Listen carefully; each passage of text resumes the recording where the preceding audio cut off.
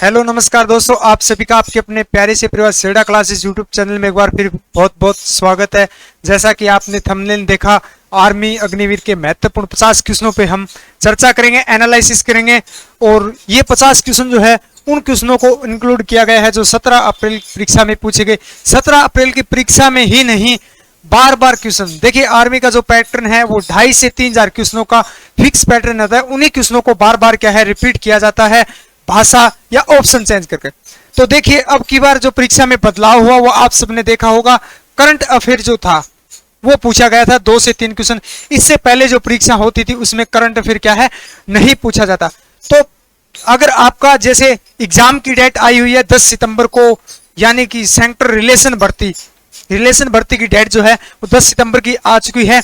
तो मैं उन विद्यार्थियों को यही कहना चाहूंगा कि ज्यादा से ज्यादा पुराने पेपरों को एनालिसिस करें और करंट अफेयर पे क्या है फोकस करें, ताकि आप अच्छे से क्या है पेपर को क्वालिफाई कर पाओ।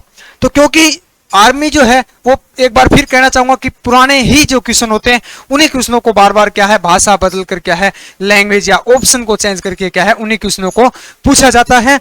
तो आज हम एनालिसिस करें 50 क्वेश्चनों को, और उन क्वेश्चनों को करेंगे जो ज्यादातर जो क्वेश्चन जो है वो 17 अप्रैल परीक्षा में क्या है पूछे गए क्वेश्चन है।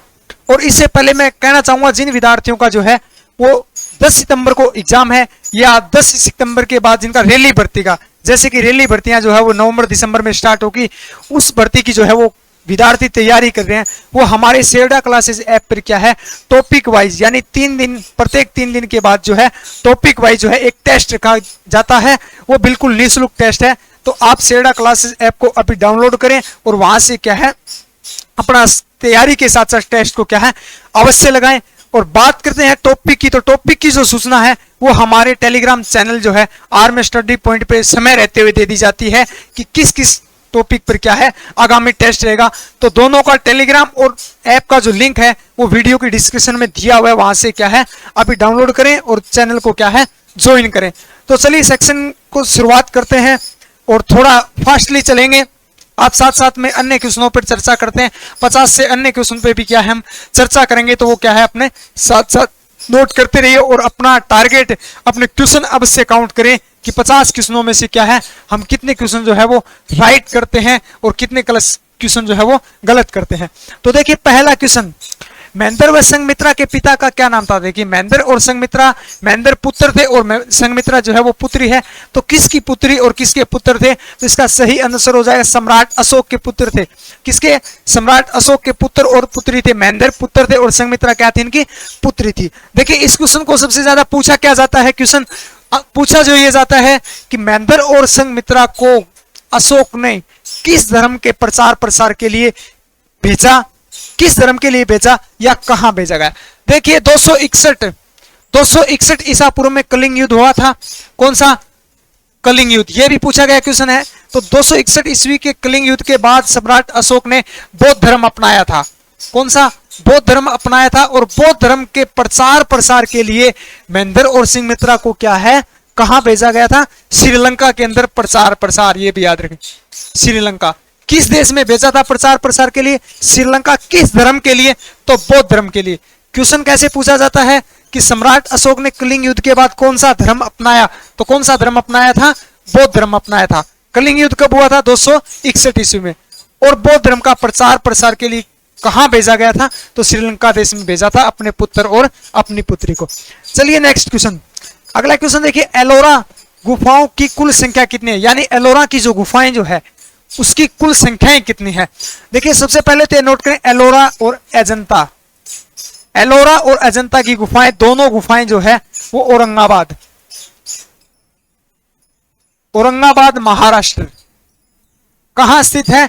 तो औरंगाबाद महाराष्ट्र के अंदर यह स्थित है। हाल ही परीक्षा में पूछा गया था कि अजंता की गुफाएं कहां स्थित है। फिर बात करते हैं कि कुल कितनी गुफाएं हैं। एलोरा की जो गुफाएं हैं कुल 34 गुफाएं हैं। किस किस धर्म, अलग अलग धर्म से अलग अलग गुफाएं हैं, पहले पूछा गया क्वेश्चन है। तो देखिए, बौद्ध धर्म से संबंधित गुफाएं हैं, हिंदू धर्म से है और तीसरी जैन धर्म से।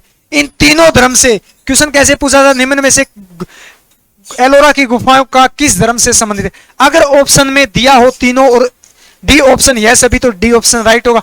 अगर मुख्यतः पूछा जाए तो हिंदू धर्म से संबंधित है।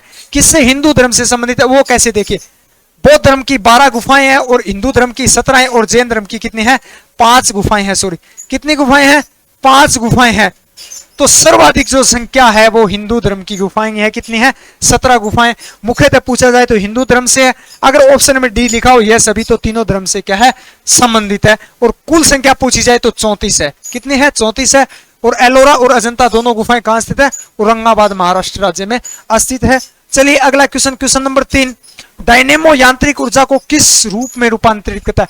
देखिए, डायनेमो जो मोटर है वो यांत्रिक ऊर्जा को क्या है? ग्रहण करती है और उसको किस ऊर्जा में क्या है? कन्वर्ट करती है, रूपांतरण करती है। तो इसका सही आंसर हो जाएगा विद्युत ऊर्जा में करती है। किस में करती है? विद्युत ऊर्जा में करती है। हाल ही में बल्ब का पूछा गया था। किसका? बल्ब का पूछा गया था। बल्ब जो है वो विद्युत ऊर्जा को किस में रूपांतरित करता है? ऊष्मा ऊर्जा में। किसमें? ऊष्मा ऊर्जा में। सेम डेफिनेशन पे ये याद रखें, मोमबत्ती जो होती है वो क्या करती है? रासायनिक ऊर्जा को किस में रूपांतरित करती है? ऊष्मा ऊर्जा में। अब बात रहती है विद्युत ऊर्जा के ऑप्शन में, अगर ऊष्मा हो तो ऊष्मा राइट होगा। हो सकता है विद्युत ऊर्जा को बल्ब दिया हो तो ऑप्शन में मिले प्रकाश ऊर्जा। तो यह ध्यान रखें, अगर ऑप्शन में ऊष्मा ऊर्जा नहीं है तो प्रकाश ऊर्जा कर सकते हैं, क्योंकि विद्युत बल्ब जो होता है वो ऊष्मा भी रूपांतरित करता है, प्रकाश में भी रूपांतरित करता है। सेम डेफिनेशन इसकी है, प्रकाश ऊर्जा। अगर दिया हो रासायनिक ऊर्जा को प्रकाश ऊर्जा या ऊष्मा ऊर्जा में रूपांतरित कौन करता है? तो मोमबत्ती करती है। क्लियर है? चलिए आगे देखिए 4 नंबर क्वेश्चन, शनि ग्रह का सबसे बड़ा उपग्रह। शनि जो ग्रह है उसका सबसे बड़ा उपग्रह कौन सा है? तो इसका सही आंसर हो जाएगा टाइटन जो है वो शनि ग्रह का क्या है? सबसे बड़ा उपग्रह है। और सौरमंडल का भी ध्यान रखें, हाल ही परीक्षा में पूछा गया है। सौरमंडल का सबसे बड़ा ग्रह कौन सा है? तो वो कौन सा है? गैनीमेड। और गैनीमेड किस ग्रह का उपग्रह है? तो बृहस्पति का। किसका है? बृहस्पति ग्रह का सबसे बड़ा उपग्रह कौन सा है? तो गैनीमेड है। हाल ही परीक्षा में कैसे पूछा गया था कि सबसे बड़ा चंद्रमा, तो सबसे बड़ा चंद्रमा जो है वो कौन सा है? तो गैनीमेड क्या है? एक चंद्रमा है। सबसे बड़ा उपग्रह पूछा जाए भी तो क्या है? गैनीमेड। सबसे बड़ा चंद्रमा जो है वो क्या है? गैनीमेड है। और किस ग्रह का सबसे बड़ा उपग्रह चंद्रमा है? तो बृहस्पति ग्रह का। तीसरा क्वेश्चन कैसे बनता है उपग्रह से रिलेटेड? बिना उपग्रह वाला। काफी बार पूछा गया क्वेश्चन है, बिना उपग्रह वाला, यानी ऐसे कौन से ग्रह हैं जिनका अपना एक भी उपग्रह नहीं है? उपग्रह। तो इसका सही आंसर हो जाए 2 ग्रह हैं। पहला बुध ग्रह है और दूसरा जो है वो शुक्र ग्रह। 2 एकमात्र ऐसे ग्रह जिनका अपना कोई उपग्रह नहीं है। और दूसरा याद रखेंगे, मंगल ग्रह के भी पूछे जाते हैं 2 उपग्रह। मंगल ग्रह के कौन कौन से हैं? तो डिमोस और फिबोस जो ग्रह दोनों जो हैं वो मंगल ग्रह की क्या है? उपग्रह हैं। चलिए अगला क्वेश्चन, साथ साथ नोट करते रहिए, थोड़ा फास्ट चलेंगे क्योंकि क्वेश्चन की संख्या क्या है? ज्यादा है। राष्ट्रीय मानव अधिकार आयोग का गठन कब हुआ? देखिए, राष्ट्रीय मानव अधिकार जो एक आयोग है उसका गठन जो है वो कब किया गया था? तो बी ऑप्शन इसका राइट होगा। 1993 में इसका गठन किया गया। एक गठन पूछा जाता है किसके द्वारा किया गया था? तो संसद कमेटी द्वारा। किसके द्वारा? संसद कमेटी द्वारा क्या है? राष्ट्रीय मानव अधिकार आयोग का क्या है?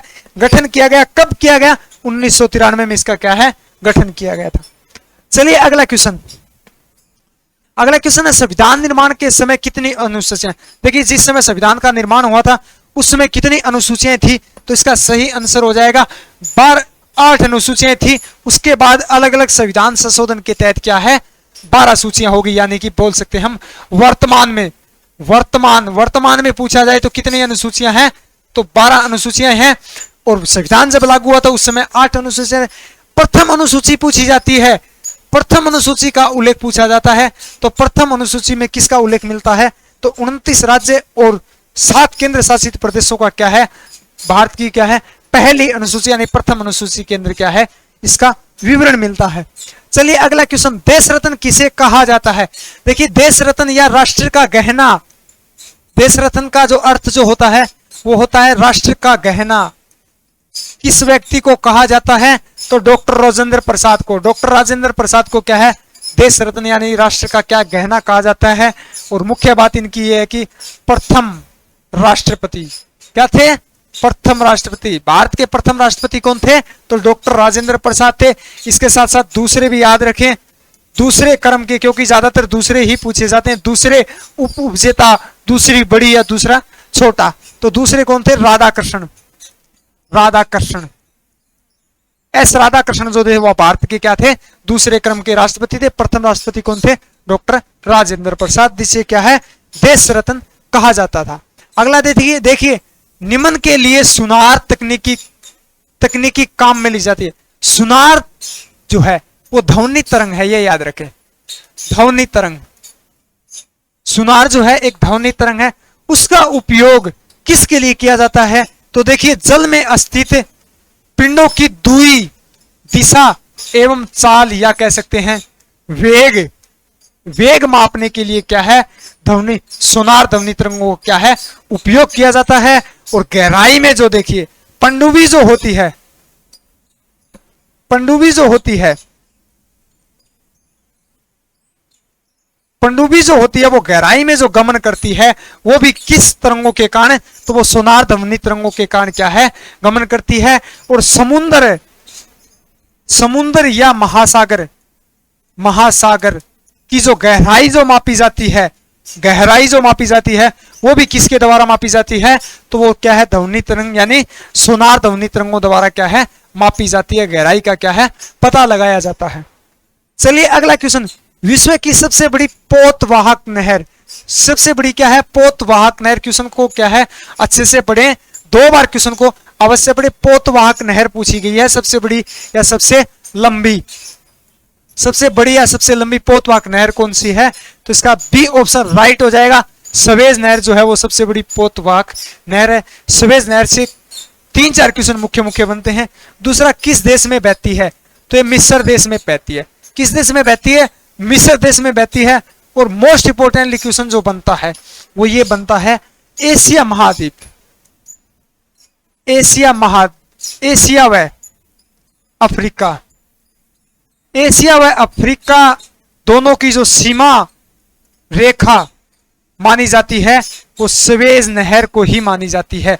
किसको मानी जाती है, सवेज नहर को एशिया व अफ्रीका महाद्वीप की सीमा मानी जाती है। फिर दूसरा इंपोर्टेंटली क्वेश्चन बनता है, जो ये क्वेश्चन भी क्या है पूछा गया है। देखिए लाल सागर, लाल सागर, लाल सागर व भूमध्य, लाल सागर व भूमध्य सागर दोनों को जोड़ने वाली जो नहर है वो कौन सी है, वो भी क्या है सवेज नहर है। कौन सी है, सवेज नहर। इससे रिलेटेड क्वेश्चन पूछा जाता है सिंचाई नहर। अगर आपसे पूछा जाए विश्व की सबसे बड़ी सिंचाई, सिंचाई परियोजना, सिंचाई परियोजना नहर पूछी जाए तो वो कौन सी है, तो इंदिरा गांधी नहर परियोजना जो भारत देश के अंदर क्या है बहती है, यह आप सबको पता है। चलिए अगला क्वेश्चन, शंघाई सहयोग संगठन शिखर सम्मेलन 2023, 2023 कर लेना। 2023 की मेजबानी किस देश ने की। देखिए मेजबानी का जो अर्थ होता है वो होता है आयोजन स्थल या आयोजन कहां हुआ, किस देश में आयोजन, यानी कि शंघाई सहयोग संगठन शिखर सम्मेलन 2023 का जो है वो किस देश में आयोजन हुआ या किस देश ने उसकी मेजबानी की थी, तो भारत ने मेजबानी की थी। किसने की थी, भारत देश ने इसकी क्या है मेजबानी की थी। और कौन से संस्करण, संस्करण इंपोर्टेंटली है, संस्करण यानी क्रम के अनुसार किस क्रम का था, तो 23वां क्रम। संस्करण कौन सा था, 23वां संस्करण था। और इसकी स्थापना भी याद रखें, इसकी स्थापना जो है वो 2001 में इसकी क्या है स्थापना की गई थी। और संगठनों के ज्यादातर स्थापना संस्करण या मेजबानी या आयोजन या उनकी क्या है संस्थापक देश पूछे जाते हैं। तो इसका हेडक्वार्टर मुख्यालय, हेडक्वार्टर मुख्यालय कहां स्थित है, तो इसका मुख्यालय जो है वो बीजिंग, सॉरी कहां स्थित है, तो इसका मुख्यालय जो है वो बीजिंग चीन के अंदर स्थित है। किसके अंदर, चीन के अंदर। और बीजिंग जो है वो चीन की क्या है राजधानी है, ये भी याद रखें। शंघाई संगठन की स्थापना कभी 2001 में कब हुई थी, 2001 में। हेडक्वार्टर मुख्यालय कहां स्थित है, तो बीजिंग चीन के अंदर 2023 में इस देश की मेजबानी कहां आयोजित हुआ था? तो भारत देश में आयोजित हुआ। किस क्रम का या संस्करण का था? तो ये 23वां संस्करण था। चलिए अगला क्वेश्चन, महात्मा गांधी ने किस आंदोलन के दौरान करो या मरो का क्या है नारा दिया था? सबसे पहले तो ध्यान रखें, करो या मरो का नारा किसने दिया? ये आप सबको पता ही है, महात्मा गांधी ने दिया। किस आंदोलन के बाद दिया था? तो इसका सी ऑप्शन राइट हो जाएगा, भारत छोड़ो आंदोलन के बाद दिया था। और भारत छोड़ो आंदोलन कब हुआ था? तो 8 अगस्त।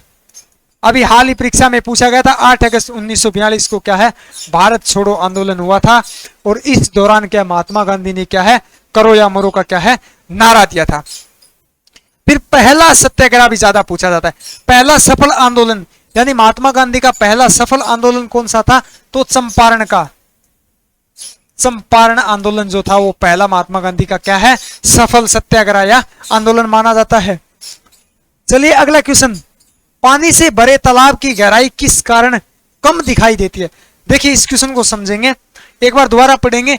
पानी से भरा तालाब की गहराई कम दिखाई देती है। देखिए कोई बर्तन है, उसमें अगर हम कोई सिक्का डाल देते हैं तो उसकी वास्तविक, ये क्या है वास्तविक गहराई से ऊपर उठा हुआ दिखाई जो देता है, वास्तविक गहराई से क्या है ये ऊपर उठा हुआ दिखाई देता है। तो वो किस कारण दिखाई देता है? वो नियम पूछा गया है, तो वो अपवर्तन के कारण दिखाई देता है। पानी से भरा तालाब की गहराई यानी तल जो होता है, तल या पेंदा जो होता है, इसका तल जो होता है या पेंदा जो होता है वो अपवर्तन के कारण क्या है वास्तविक ऊंचाई से कुछ ऊपर उठा हुआ क्या है दिखाई देता है। और हाल ही परीक्षा में पूछा गया था, कोई छड़ है यानी कोई छड़ है, पानी में डाली हुई छड़ जो है वो मुड़ी हुई दिखाई देती है। ऐसे कोई छड़ या रोड जो डालते हैं वो हमें इस प्रकार दिखाई देती है, मुड़ी हुई दिखाई देती है। तो किस कारण दिखाई देती है? तो वो भी क्या है अपवर्तन के कारण दिखाई देती है। और दूसरा जो है मोस्ट इंपोर्टेंटली, तारे जो टिमटिमाते दिखाई देते हैं वो भी क्या है अपवर्तन के कारण ही दिखाई देते हैं। और तारे जो है वो किसके कारण चमकते हैं पूछे जाते हैं? तो ताप के कारण चमकते हैं, ताप या अपने तापमान के कारण, ताप या अपने तापमान के कारण क्या है चमकते दिखाई देते। प्रक्रिया पूछी जाए तो वो अपवर्तन के कारण दिखाई देता है। चलिए अगला क्वेश्चन, प्रार्थना समाज की स्थापना कब हुई थी? देखिए प्रार्थना समाज की स्थापना जो है वो 1868 में मुंबई के अंदर आत्माराम पांडुरंग ने की थी। किसने की थी? आत्माराम पांडु ने 1868 में क्या है ब्रह्म समाज की प्रार्थना समाज की स्थापना की थी। हाल ही में पूछा गया था कि ब्रह्म समाज की स्थापना किसने की थी? तो ब्रह्म समाज की स्थापना जो है वो राजा राम मोहन राय ने की थी। राजा राम मोहन राय ने किस साम्राज्य समाज की स्थापना की थी? तो वो किसकी की थी? ब्रह्म समाज की। प्रार्थना समाज की स्थापना जो है वो किसने की थी? आत्माराम पांडुरंग ने 1867 में। अगला क्वेश्चन देखिए, मानव शरीर का मुख्य हिस्सा किसका बना होता है? क्वेश्चन को पढ़ेंगे, मुख्य हिस्सा पूछा गया है किसका बना होता है? तो वो पानी से बना होता है, क्योंकि हमारे शरीर में जो है वो 60% क्या है पानी है, O2 है, यानी क्या है जल है। पानी जो है क्या है O2 नहीं, जल जो है वो जल से बना हुआ। अगर पूछा जाए हमारे शरीर में मुख्य तत्व, अगर तत्व पूछा जाए तो वो क्या है O2 ऑक्सीजन। क्वेश्चन कैसे पूछा जाता है? हमारे शरीर में मुख्यतः या सर्वाधिक कौन सा तत्व पाया जाता है? तो वो ऑक्सीजन पाया जाता है। हमारे शरीर में 65% जो है वो ऑक्सीजन तत्व की क्या है मात्रा होती है। और दूसरा, और याद रखें दूसरा भी पूछा गया क्वेश्चन है, दूसरा तत्व कौन सा पाया जाता है? तो कार्बन पाया जाता है। 18% शरीर में हमारे क्या है कार्बन की मात्रा होती है। किसका हिस्सा होता पूछा जाए तो किसका होता है? जल का, यानी पानी का होता है। तत्व पूछा जाए तो ऑक्सीजन O2 होता है। और दूसरे नंबर पे क्या है कार्बन होता है। चलिए अगला क्वेश्चन, 2023 में यूके इंडिया अवार्ड्स में global India of the year award किसे सम्मानित किया गया? किस व्यक्ति को global India of the year award से क्या है सम्मानित किया गया था? तो इसका सही आंसर हो जाएगा मेरी कॉम को क्या है सम्मानित किया गया, जिसे सुपर मॉम कहा जाता है। क्या कहा जाता है? सुपर मॉम कहा जाता है। हाल ही में पूछा गया था। और किस खेल से संबंधित है? तो ये बॉक्सिंग से या बॉक्सर या बॉक्सिंग या मुक्केबाजी खेल से क्या है संबंधित है। हाल ही परीक्षा में पूछा गया था नीरज चोपड़ा का संबंध किस खेल से है? तो किस खेल से है? जेवलिंग थ्रो यानी भाला फेंक से इनका क्या है संबंधित है। चलिए अगला क्वेश्चन, संविधान में शामिल प्रस्तावना की भाषा। संविधान में शामिल प्रस्तावना की भाषा की अवधारणा किस देश से ली गई? देखिए, प्रस्तावना की भाषा किस देश से ली गई, तो इसका सही आंसर हो जाएगा ऑस्ट्रेलिया। अगर पूछा जाए प्रस्तावना की भाषा का जो विचार विमर्श, विचार किस देश से लिया गया था, तो पूछा नहीं जाता, लेकिन फिर भी ध्यान रखें, विचार जो किया गया था वो अमेरिका के संविधान से किया गया था, और प्रस्तावना की भाषा जो ली गई है वो किससे? ऑस्ट्रेलिया से। ऑस्ट्रेलिया से। दूसरा याद रखें, समवर्ती, समवर्ती, समवर्ती जो सूची होती है, समवर्ती सूची, समवर्ती सूची भी जो है वो ऑस्ट्रेलिया से ली गई है। किससे? ऑस्ट्रेलिया से ली गई है। और सबसे इंपॉर्टेंटली जो बनता है वो है मौलिक, मौलिक अधिकार, मौलिक अधिकार या मौलिक कर्तव्य जो है वो किस देश से लिए गए थे? तो संयुक्त राज्य अमेरिका के देश से लिए गए थे। किससे? संयुक्त राज्य अमेरिका से। नीति निर्देशक तत्वों का सिद्धांत किस देश से लिया गया था? तो वो आयरलैंड से लिया गया था। किससे? आयरलैंड से। समवर्ती सूची या प्रस्तावना की भाषा ऑस्ट्रेलिया से। ये इंपॉर्टेंटली ध्यान रखें। एक जो है मौलिक कर्तव्य या मौलिक अधिकार किस देश से लिए गए थे? तो वो अमेरिका देश से क्या है? लिए गए थे। चलिए अगला क्वेश्चन, वर्षा मापक यंत्र, वर्षा का जो किस यंत्र द्वारा क्या है मापन किया जाता है? किस वर्षा को है किस यंत्र द्वारा मापा जाता है? तो रेन गेज द्वारा मापा जाता है। वर्षा मापी यंत्र को क्या कहते हैं? रेन गेज कहते हैं। और लेक्टोमीटर द्वारा क्या है? ये पूछा गया क्वेश्चन है दूध, दूध की शुद्धता, दूध की शुद्धता जो है या दूध का घनत्व, दूध की शुद्धता या दूध का घनत्व जो है वो किससे मापा जाता है? तो लेक्टोमीटर द्वारा क्या है मापा जाता है। और सिस्मोग्राफ से क्या मापा जाता है? भूकंप, भूकंप जो है, भूकंप जो है वो किसके द्वारा मापा जाता है? भूकंप जो है वो, भूकंप की तीव्रता जो है वो सिस्मोग्राफ द्वारा मापा जाता है। चलिए अगला क्वेश्चन, सिंधु घाटी सभ्यता का सबसे प्रमुख बंदरगाह कौन सा था? सिंधु घाटी सभ्यता का एकमात्र भारत में प्रमुख बंदरगाह जो था वो कौन था? लोथल बंदरगाह था। कौन था? लोथल बंदरगाह था, जो गुजरात राज्य के अंदर स्थित है। कहां स्थित है? गुजरात राज्य के अंदर स्थित है। इसकी नदी पूछी गई थी हाल ही परीक्षा में, तो किस नदी के तट पर स्थित है? तो भोगवा नदी के तट पर क्या है? स्थित है। हो सकता है आगामी आने वाले समय में पूछ लिया जाए पेपर में। खोज जो है वो कब की गई थी?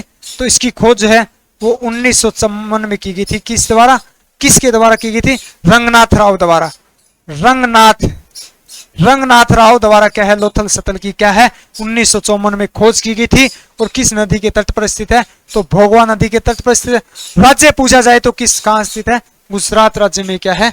स्थित है। चलिए अगला क्वेश्चन, भारत के किस राज्य में सबसे कम लिंगानुपात, यानी लिंगानुपात जो होता है वो 1000 पुरुष पे जो है वो महिला की क्या है? संख्या का जो आकलन जो किया जाता है, औसत जो होता है उसको क्या है? लिंगानुपात बोला जाता है। तो सबसे कम लिंगानुपात देखिए, सिंधु घाटी सभ्यता और जनसंख्या से 2011 की जनसंख्या से लेकर प्रत्येक शिफ्ट में 1 या 2 क्वेश्चन कन्फर्म पूछे जा रहे थे, सर्वाधिक क्वेश्चन पूछे जा रहे थे इन 2 टॉपिकों से। तो हो सकता है आगामी समय में पूछ लिया जाए, तो इसको अच्छे से रीड कर लेना। तो भारत में किस राज्य का सबसे कम लिंगानुपात है? तो किसका है? हरियाणा का। कितना है? 889। कितना है? 889 जो लिंगानुपात है वो हरियाणा का सबसे कम है। और अधिक या सर्वाधिक जो है वो केरल राज्य का है। 1000 पुरुषों पे क्या है? महिला की संख्या कितनी है? 1084 है। और 1000 पुरुषों पे जो है वो महिला की संख्या हरियाणा में कितनी है? तो 889 है। चलिए अगला क्वेश्चन, डर्मेटोलॉजी में किसका अध्ययन किया जाता है? डर्मेटोलॉजी जो है उसमें किसका अध्ययन किया जाता है? तो डर्मेटोलॉजी में जो है वो त्वचा का अध्ययन किया जाता है। किसका अध्ययन किया जाता है? त्वचा का अध्ययन किया जाता है। और त्वचा जो होती है वो 3 प्रकार की होती है। कितने? 3 प्रकार की होती है। ये भी ध्यान रखे, पूछा गया क्वेश्चन है। सबसे इंपॉर्टेंटली पूछा जाता है डर्मेटोलॉजी में किसका अध्ययन किया जाता है? तो किसका किया जाता है? त्वचा का किया जाता है। त्वचा की ऊपरी परत पूछी जाती है। ऊपरी परत तो वो कौन सी होती है? ऊपरी परत जो है, ऊपरी परत जो होती है वो एपिडर्मिस। एपिडर्मिस जो है वो सबसे ऊपरी परत होती है। और मध्य परत जो होती है वो कौन सी होती है? ड्रमिस जो है वो कौन सी होती है? सबसे मध्य परत होती है। अगर नीचे की परत बात करें, नीचे की या सबसे प्रथम की जो होती है वो हाइपोडर्मिस। कौन सी होती है? हाइपोडर्मिस। तो त्वचा की कितनी परत होती है? 3 प्रकार की होती है। सबसे ऊपरी परत पूछी जाती है वो कौन सी? एपिडर्मिस। मध्य परत कौन सी होती है? ड्रमिस होती है। और हाइपोडर्मिस जो होती है वो निचली परत होती है। इन तीनों का अध्ययन किसमें किया जाता है? तो डर्मेटोलॉजी द्वारा इनका क्या है? अध्ययन किया जाता है। चलिए अगला क्वेश्चन, ब्लैक पगोड़ा के नाम से मंदिर जाना जाता है। कौन से मंदिर को क्या है? ब्लैक पगोड़ा का क्या है? मंदिर कहा जाता है। तो कोणार्क के मंदिर को कहा जाता है कोणार्क के मंदिर या सूर्य मंदिर। सूर्य मंदिर को क्या है? ब्लैक पगोड़ा का मंदिर कहा जाता है, जो उड़ीसा राज्य के अंदर स्थित है। हाल ही में कोणार्क मंदिर कहाँ स्थित है ये पूछा गया था। कोणार्क, ब्लैक पगोड़ा या सूर्य मंदिर जो है उड़ीसा राज्य में स्थित है। और इसका निर्माण भी याद रखें, हो सकता है आपसे पूछ लिया जाए। तो नरसिंह देव प्रथम द्वारा क्या है? इसका निर्माण करवाया गया था। वो नरसिंह देव प्रथम जो है वो गंग वंश के क्या थे? राजा थे। गंग वंश के राजा नरसिंह प्रथम देव द्वारा 13वीं सदी में इसका क्या है? निर्माण करवाया गया था। राज्य पूछा जाए तो उड़ीसा राज्य में क्या है? स्थित है। इसमें भगवान किस से संबंधित है? तो हिंदू धर्म से। ये भी याद रखें, हिंदू धर्म से संबंधित है, क्योंकि इसमें भगवान सूर्य देव की क्या है? पूजा की जाती है। अगला क्वेश्चन देखिए, क्विक सिल्वर के नाम से जाना जाता है। क्विक सिल्वर जो है वो किसको कहा जाता है? तो क्विक सिल्वर जो है वो पारे को कहा जाता है। इसकी जो है गतिशीलता और चमक के कारण इसको क्या है? क्विक सिल्वर के नाम क्या है? जाना जाता है। और पारा जो है आप सबको पता है यह एकमात्र क्या है? द्रव अवस्था में पाई जाने वाली धातु क्या है? द्रव अवस्था में पाई जाने वाली क्या है? धातु है। और पारे का उपयोग किस में किया जाता है ये भी पूछा जाता है। तो बैरोमीटर जो होता है, बैरोमीटर में जो है, सॉरी थर्मामीटर, बैरोमीटर नहीं थर्मामीटर, थर्मामीटर में किस धातु का प्रयोग किया जाता है? तो पारा धातु का क्या है? प्रयोग किया जाता है। और द्रव अवस्था में पाई जाने वाली एकमात्र धातु कौन सी है? पारा है, जिसका संकेत याद रखें Hg, क्योंकि संकेत काफी बार पूछा गया है। चलिए अगला क्वेश्चन, दूध से दही जमने में किसका सहयोग होता है? तो दूध से दही जमने में क्या है? जीवाणु का सहयोग होता है, बैक्टीरिया का सहयोग होता है। बैक्टीरिया का क्या है? सहयोग होता है। हाल ही परीक्षा में दूध से रिलेटेड पूछा गया था कि दूध जो है उसमें अम्ल या दूध जमता है या दही में कौन सा अम्ल पाया जाता है या दूध में कौन सा अम्ल पाया जाता है। देखिए, दूध से दही बनता है या दूध में कौन सा अम्ल पाया जाता है या दही में कौन सा अम्ल पाया जाता है? तो लैक्टिक अम्ल पाया जाता है। कौन सा? लैक्टिक अम्ल क्या है? पाया जाता है। और किसके कारण जमता है? तो जीवाणु बैक्टीरिया के कारण क्या है? दूध से क्या है? दही जमता है। चलिए अगला क्वेश्चन, इंसुलिन किसके द्वारा स्रावित होता है? इंसुलिन क्या है? एक हार्मोन है। इंसुलिन क्या है? एक हार्मोन है जो किस ग्रंथि द्वारा स्रावित होता है या निकलता है? तो किसके द्वारा निकलता है? अग्नाशय ग्रंथि द्वारा क्या है? स्रावित होता है, निकलता है। चलिए अगला क्वेश्चन, बल की परिभाषा न्यूटन के किस गति नियम से संबंधित है या प्राप्त होती है? जानकारी जो है, देखिए बल की परिभाषा की जो जानकारी जो है वो न्यूटन के कौन से गति के नियम से प्रभाव क्या है? प्राप्त होती है। आप सबको पता है न्यूटन के गति के कितने नियम है? 3 नियम है। तो इसका राइट आंसर हो जाएगा प्रथम नियम, जिसको जड़त्व का नियम बोला जाता है। किसका बोला जाता है? जड़त्व का नियम। किस नियम को कहा जाता है? तो न्यूटन की गति को प्रथम नियम को कहा जाता है। द्वितीय नियम को संवेग संरक्षण का नियम या संवेग का नियम कहा जाता है। और तृतीय नियम को जो है वो क्रिया और प्रतिक्रिया का क्या है? नियम कहा जाता है। ये भी ध्यान रखें। तो जड़त्व का नियम जो है वो क्या है? इसमें बल की क्या है? परिभाषा को दर्शाया गया है। अगला क्वेश्चन देखिए, सिंधु घाटी सभ्यता का मान्यता प्राप्त काल। देखिए सिंधु घाटी सभ्यता के काफी काल जो है वो बताए गए हैं। तो सर्वाधिक जो मान्यता प्राप्त काल जो है, सर्वाधिक मान्यता प्राप्त काल जो है वो क्या माना गया है? तो इसका डी ऑप्शन राइट हो जाएगा। 250 ईसा पूर्व से लेकर 1750 ईसा पूर्व। इस क्वेश्चन से यह ध्यान रखें, ईसा पूर्व जो होती है, इस क्वेश्चन में ईसा पूर्व जो होती है वो घटते क्रम में चलती है, घटता क्रम में चलती है, यानी माइनस की ओर चलती है। और ईस्वी जो होती है, जो वर्तमान में चल रही है, वो क्या है, बढ़ते क्रम में चलती है।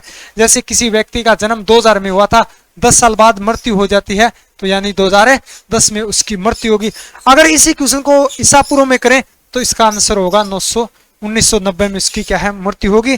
तो ईसा पूर्व हमेशा घटते क्रम में चलती है और ईस्वी जो है वो बढ़ते क्रम में चलती है, ये ध्यान रखें। चलिए अगला क्वेश्चन, हमारे शरीर में पित्त रस कहाँ पैदा होता है? पित्त रस कहाँ पैदा होता है या कहाँ से निकलता है, तो कहाँ इसका क्या है, निर्माण होता है? तो इसका सही आंसर हो जाएगा यकृत से। किसे? यकृत या लीवर। लीवर, यकृत को क्या बोला जाता है? लीवर बोला जाता है। तो इससे क्या है, पित्त रस का क्या है, निर्माण होता है। चलिए अगला क्वेश्चन, सबसे नवीनतम वेद, सबसे नवीनतम यानी सबसे नया जो वेद है वो कौन सा है? तो सबसे नवीनतम वेद इसका सी ऑप्शन राइट हो जाएगा, अथर्ववेद। क्या है? अथर्ववेद।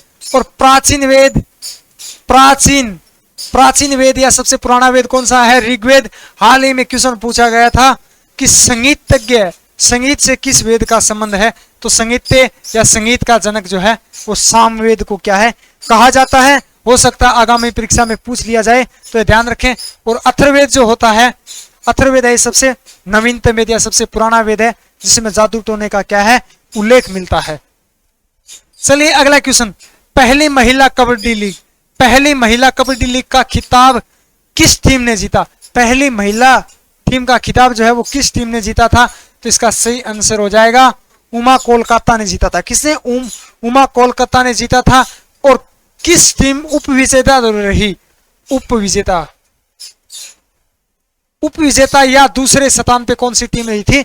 तो पंजाब पैंथर्स जो है वो इसमें क्या है, दूसरी टीम पे रही थी। और पहला महिला कबड्डी लीग जो है 2023 कहां आयोजित हुए थे? तो दुबई के अंदर आयोजित हुए थे। ये भी ध्यान रखें, किस देश में? दुबई के अंदर ये आयोजित हुए थे। अगला क्वेश्चन देखिए, वायरस के कारण पैदा होने वाले रोग, वायरस जनित रोग कौन कौन से हैं? तो इसका देखिए, चेचक और रेबीज जो है वो वायरस जनित रोग है, वायरस के द्वारा फैलते हैं। तो इसका ए ऑप्शन इसका क्या है, राइट आंसर हो जाएगा।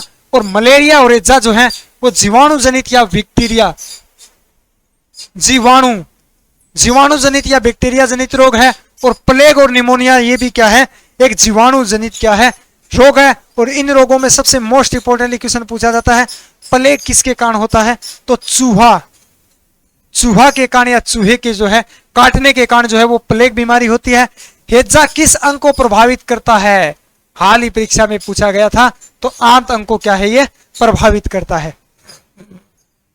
अगला क्वेश्चन देखिए, रामचरितमानस के लेखक कौन है? ये आप सबको पता है, तुलसीदास जो है वो रामचरितमानस के क्या है, लेखक हैं। चलिए अगला क्वेश्चन, प्रकाश संश्लेषण क्लोरोफिल तथा किसकी उपस्थिति के कारण होता है? प्रकाश संश्लेषण जो है वो क्लोरोफिल और किसके कारण जो है वो उपस्थित क्या है, होता है? सबसे पहले यह ध्यान रखें, प्रकाश संश्लेषण जो है वो दिन के समय होता है। दिन के समय या दिन में जो है वो प्रकाश संश्लेषण की क्या है, प्रक्रिया होती है। और क्लोरोफिल और सूर्य का प्रकाश दोनों उपस्थित होते हैं तो क्या है, उस विधि को क्या है, प्रकाश संश्लेषण कहा जाता है। प्रकाश संश्लेषण से क्वेश्चन कैसे पूछा जाता है कि पौधे जो होते हैं वो प्रकाश संश्लेषण के समय कौन सी गैस ग्रहण करते हैं या छोड़ते हैं? तो यह ध्यान रखें, प्रकाश संश्लेषण के समय पौधे जो हैं वो CO2 ग्रहण करते हैं, कार्बन डाइऑक्साइड जो सबसे जहरीली गैस है। और छोड़ते जो है वो कौन सी हैं? तो वो O2 जो है, ऑक्सीजन जो है वो पौधे क्या है, छोड़ते हैं। चलिए अगला क्वेश्चन, निम्न में से कृष्णा नदी पर स्थित बांध है, कृष्णा नदी पर कौन से बांध है? तो कृष्णा नदी पर दो बांध बने हुए हैं, नागा अर्जुन सागर बांध और अलमाटी बांध, दोनों ही जो क्या है, कृष्णा नदी पर बांध बने हुए हैं। तो डी ऑप्शन इसका राइट हो जाएगा। और इसके साथ साथ ये याद रखें, नागार्जुन सागर बांध जो है वो तेलंगाना राज्य में स्थित है और अलमाटी जो बांध है वो कर्नाटक राज्य में स्थित है। दोनों का क्या है, स्थान भी क्या है, याद रखें। और किस नदी पर बना है? तो कृष्णा नदी पर क्या है, स्थित है। अगला क्वेश्चन देखिए, चोल वंश का अंतिम राजा कौन था? चोल वंश का अंतिम राजा जो था वो कौन था? तो राजेंद्र तृतीय जो थे वो कौन थे? चोल वंश के क्या थे? अंतिम राजा थे। और चोल वंश के विजयालय जो थे वो प्रथम राजा थे या संस्थापक अगर पूछा जाए चोल वंश के तो कौन थे? विजयालय जो थे वो प्रथम संस्थापक या चोल वंश के क्या थे? प्रथम राजा थे। और तृतीय अंतिम जो राजा थे वो कौन थे? राजेंद्र तृतीय जो थे वो अंतिम राजा थे। अगला क्वेश्चन देखिए, बैरोमीटर पठन में अचानक गिरावट हो जाने से संकेत, यानी बैरोमीटर जो होता है जो वायु दाब को मापता है, वायु दाब, बैरोमीटर जो है जिसके द्वारा क्या है वायु दाब को क्या है मापा जाता है, तो इसका पठन जो है अचानक गिर जाता है तो किसका सूचक होता है? किस संकेत का सूचक होता है? तो तूफानी, यानी तूफान आना या आंधी आने का क्या है? सूचक होता है। फिर अगर बात करें धीरे धीरे जो नीचे की ओर आता है, धीरे धीरे नीचे आता है, वो किसका सूचांक होता है? तो वर्षा का सूचांक होता है, यानी क्या है? वर्षा आने की संभावना होती है। और धीरे धीरे ऊपर की ओर बढ़ता है तो उसमें क्या होता है? मौसम साफ का क्या है? सूचांक होता है। अचानक गिरने से आंधी या तूफान आना, धीरे धीरे नीचे आने से क्या है? वर्षा की संभावना होती है। धीरे धीरे ऊपर की ओर जाता है तो क्या होता है? मौसम साफ होता है। तीनों ही क्वेश्चन पूछे गए हैं। अगला क्वेश्चन देखिए, लुसानो डायमंड लीग 2023 का खिताब किसने जीता? खिताब जो है वो किसने जीता था? तो नीरज चोपड़ा ने जीता था। आप सबको पता है किसने जीता था? नीरज चोपड़ा। अगर देश पूछा जाए तो भारत देश ने क्या है 2023 का क्या है खिताब जीता था। ल्यूसेन जो है, देखिए ये ल्यूसेन जो है वो स्विट्जरलैंड में आयोजित हुए थे। वहां एक क्या है ल्यूसेन एक नामक क्या है शहर है जिसका खिताब जो है स्वर्ण पदक जीतकर नीरज चोपड़ा ने क्या है भाला फेंक में जीता था। अगला क्वेश्चन देखिए, फतेहपुर सीकरी का निर्माण किसने करवाया? फतेहपुर सीकरी का निर्माण जो है वो सम्राट अकबर द्वारा करवाया गया था। किसके द्वारा? सम्राट अकबर द्वारा क्या है करवाया गया था। और फतेहपुर सीकरी जो है, बुलंद दरवाजा जो है उसका निर्माण किसने करवाया था? अकबर ने करवाया था। बुलंद दरवाजा कहाँ स्थित है? तो वो भी फतेहपुर सीकरी, आगरा शहर के अंदर क्या है फतेहपुर सीकरी नामक जगह, वहां पे क्या है इसमें क्या है स्थापना की थी। एक क्वेश्चन का बहुत ही काफी बार पूछा जाता है, दीन ए इलाही, दीन ए हिलाई धर्म किसने चलाया था? तो सम्राट अकबर द्वारा चलाया गया था। और सम्राट अकबर के दरबार में जो है वो कितने नवरत्न थे? 9 रत्न थे। हाल ही परीक्षा में पूछे गए थे। सम्राट अकबर के नवरत्नों में से संगीतज्ञ कौन व्यक्ति थे या संगीतज्ञ जो थे तो वो कौन थे? तानसेन। तानसेन जो है सम्राट अकबर के जो क्या नवरत्नों में एक क्या है संगीतज्ञ थे। संगीतज्ञ यानी संगीतकार जो थे वो कौन थे? वो तानसेन थे जो अकबर के नवरत्नों में क्या है शामिल थे। चलिए अगला क्वेश्चन, ध्वनि की चाल अधिकतम होती है, ध्वनि की चाल अधिकतम होती है या ध्वनि का वेग सर्वाधिक होता है, किसमें होता है? तो इस्पात में होता है। इस्पात में अगर बात करें तो स्टील में होता है। किसमें होता है? स्टील में होता है। इसका विपरीत प्रकाश का होता है। प्रकाश का हाल ही में पूछा गया था, प्रकाश की सर्वाधिक चाल किसमें होती है? तो किसमें होती है सर्वाधिक? निर्वात में। प्रकाश की सर्वाधिक चाल जो है वो किसमें होती है? निर्वात में होती है। और निर्वात में ध्वनि की चाल जो है वो क्या होती है? शून्य या सबसे कम चाल होती है। चलिए अगला क्वेश्चन है, भारत के मुख्य न्यायाधीश की नियुक्ति कौन करता है? तो इसका सही आंसर हो जाएगा राष्ट्रपति करता है। और यह ध्यान रखें जो व्यक्ति नियुक्ति करता है उसी को वो व्यक्ति क्या है अपना त्याग पत्र देता है। अगर पूछा जाए भारत का मुख्य न्यायाधीश किसको त्याग पत्र सौंपता है तो राष्ट्रपति को क्या है अपना त्याग पत्र सौंपता है। अगला क्वेश्चन देखिए, उत्तल दर्पण का प्रयोग किया जाता है। उत्तल दर्पण का प्रयोग जो है वो किस क्या है कंडीशन पर किया जाता है? किस में प्रयोग किया जाता है? तो वाहनों को पश्चात दृश्य देखने के लिए क्या है उत्तल दर्पण का क्या है उपयोग किया जाता है। यह भी हाल ही परीक्षा में पूछा गया क्वेश्चन है। और दाढ़ी बनाने के लिए किस दर्पण का प्रयोग किया जाता है? तो अवतल। ये भी हाल ही परीक्षा में पूछा गया क्या है क्वेश्चन है, अवतल दर्पण का क्या है प्रयोग किया जाता है। गाड़ी की हेडलाइट या टॉर्च में भी क्या है अवतल दर्पण का क्या है प्रयोग किया जाता है। अगला क्वेश्चन देखिए, खानवा का युद्ध कब हुआ था? खानवा का युद्ध जो है वो कब हुआ था? तो इसका सही आंसर हो जाएगा 1527 ईस्वी में क्या है खानवा का क्या है, युद्ध लड़ा गया था। और राणा सांगा और बाबर के मध्य क्या है, ये युद्ध लड़ा गया था, जिसमें बाबर क्या है, इसमें विजय हुए थे। ये भी ध्यान रखें। क्वेश्चन कैसे पूछा था, राणा सांगा या बाबर द्वारा जो है किसको पराजित किया गया, पराजित यानी हराया गया था, तो राणा सांगा को क्या हराया गया था, बाबर इसमें क्या है विजय हुए थे। किसकी एसआई इकाई है, यानी किस एसआई इकाई जो है वो किसका मात्रक होता है, तो इसका ऑप्शन हो जाएगा प्रतिरोध। सी ऑप्शन इसका राइट आंसर हो जाएगा। हाल ही परीक्षा में पूछा गया था कि प्रतिरोध का एसआई मात्रक क्या होता है। तो पहले हमने बात की थी कि क्वेश्चन की भाषा की चेंज की जाती है।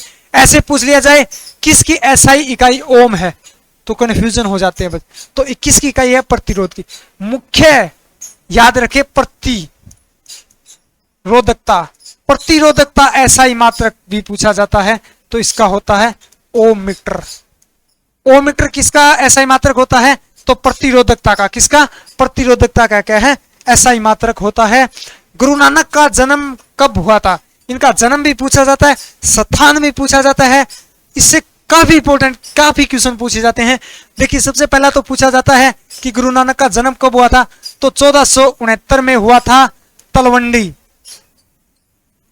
कब हुआ था, 1469 में तलवंडी के अंदर इनका क्या है जन्म हुआ था। फिर इनका मुख्य क्वेश्चन जो पूछा जाता है, प्रथम गुरु क्या थे, प्रथम गुरु यानी सिख धर्म के पहले गुरु कौन थे, तो गुरु नानक देव थे। अगर पूछा जाए सिख धर्म के संस्थापक कौन थे, तो कौन थे, गुरु नानक देव थे। कौन थे, गुरु नानक देव थे, जिनका जन्म 1469 में तलवंडी के अंदर हुआ था। और सिख धर्म के प्रथम गुरु कौन थे, तो गुरु नानक देव। सिख धर्म के संस्थापक कौन थे, तो गुरु नानक देव द्वारा क्या है सिख धर्म की स्थापना की गई थी। अगला क्वेश्चन देखिए, आरएनए का मुख्य कार्य, आरएनए का मुख्य कार्य क्या होता है, तो इसका बी ऑप्शन राइट हो जाएगा। प्रोटीन का संश्लेषण करने में सहायक जो होता है वो इसका क्या है आरएनए का मुख्य कार्य होता है। और इसके साथ साथ ये देंगे राइबोसोम, राइबोसोम ये भी इसी का भाग है। राइबोसोम का कार्य क्या होता है, राइबोसोम का कार्य पूछा जाए तो उसका भी क्या है प्रोटीन का संश्लेषण करना होता है। और एक मोस्ट इंपोर्टेंटली हाल ही में पूछा गया था, प्रोटीन की फैक्ट्री, प्रोटीन की फैक्ट्री या कारखाना किसको कहा जाता है, तो वो राइबोसोम को क्या है प्रोटीन की फैक्ट्री या कारखाना कहा जाता है। और राइबोसोम का कार्य क्या होता है, प्रोटीन का संश्लेषण करना या ऑब्जर्व करना। और यही सेम कार्य क्या होता है आरएनए का होता है। चलिए अगला क्वेश्चन, नेफ्रॉन किससे संबंधित है, तो नेफ्रॉन जो है वो गुर्दे या किडनी की क्या है क्रियात्मक और संरचनात्मक इकाई है। पूछा क्वेश्चन कैसे पूछा जाएगा, किडनी की संरचनात्मक इकाई या किडनी की क्रियात्मक इकाई कौन सी है, तो वो कौन सी होती है नेफ्रॉन होती है। और एक क्वेश्चन पूछा था नेफ्रोलॉजी में किसका अध्ययन किया जाता है, तो गुर्दे यानी किडनी का क्या है अध्ययन किया जाता है, ये भी ध्यान रखें। अगला क्वेश्चन देखिए, टीबिया और फिबुला नामक हड्डी कहां पाई जाती है। दो हड्डियां हैं, पहली टीबिया और फिबुला जो है दोनों हड्डियां हमारे शरीर के किस अंग में पाई जाती है, तो वो किस में पाई जाती है, तो टांग में पाई जाती है। यानी पैर की हड्डी जो होती है, पैर की जो हड्डी होती है वो कौन सी होती है, टीबिया और फिबुला होती है। और एक पैर की सबसे बड़ी, पैर की ही नहीं सबसे बड़ी हमारे शरीर की सबसे बड़ी हड्डी फीमर हड्डी पूछी जाती है, जो कहां पाई जाती है, तो ये जांग में पाई जाती है। कहां, जांग यानी पैर के अंदर पाई जाती है, जो हमारे शरीर की क्या है सबसे बड़ी हड्डी है। और एक पटेला पूछी जाती है, तो पटेला जो है हमारे घुटनों की हड्डी होती है, ये भी ध्यान रखें। अगला क्वेश्चन देखिए, केंद्रीय जांच ब्यूरो में विशेष निर्देशक के रूप में किसे नियुक्त किया गया। देखिए केंद्रीय जांच ब्यूरो जो है वो क्या है सीबीआई को क्या है केंद्रीय जांच ब्यूरो कहते हैं। इसके नए निर्देशक जो है वो किसको क्या है नियुक्त किया गया है, तो इसका ए ऑप्शन राइट हो जाएगा। अजय भटनागर को क्या है इसका क्या है अध्यक्ष निर्देशक क्या है नियुक्त किया गया है। और इनके साथ साथ ये भी ध्यान रखें, इसकी स्थापना आईबी की स्थापना जो है वो कब की गई थी, तो 1963 में क्या है आईबी की स्थापना की गई थी। और इसका हेडक्वार्टर कहां स्थित है, तो नई दिल्ली में इसका क्या है हेडक्वार्टर, ये भी याद रखें। चलिए अगला क्वेश्चन, अगला क्वेश्चन, थल सेना दिवस कब मनाया जाता है?